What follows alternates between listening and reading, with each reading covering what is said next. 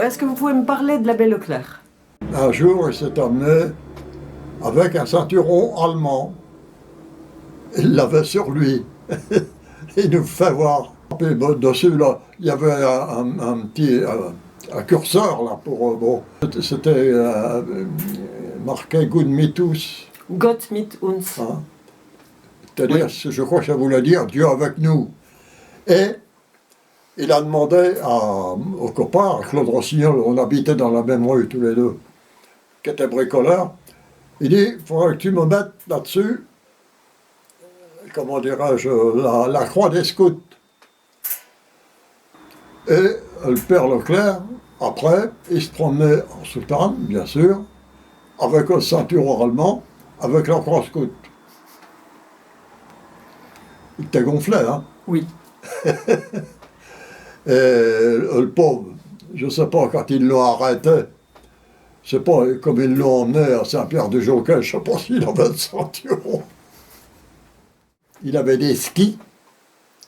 Il montait Sarlabo quand il y avait de la neige, bien sûr, et comme on en avait assez souvent à cette époque-là, pendant la guerre, l'hiver.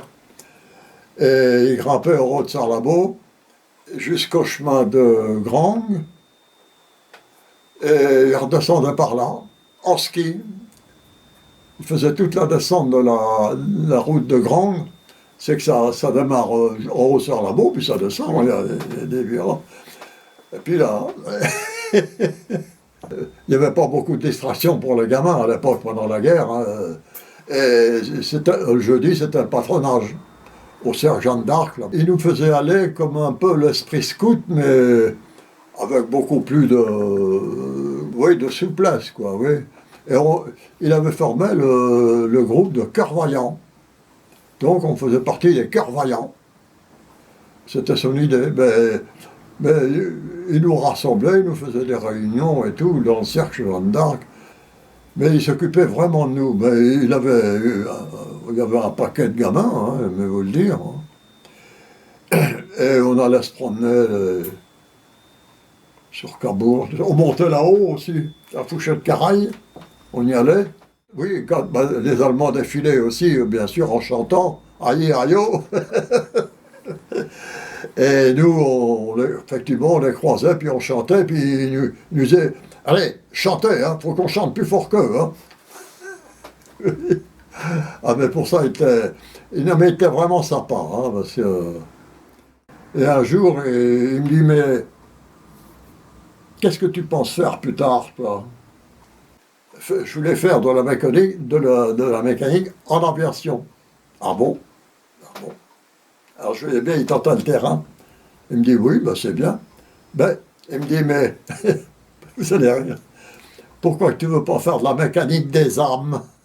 Pourquoi tu ne veux pas être prêtre? Ah, je dis non.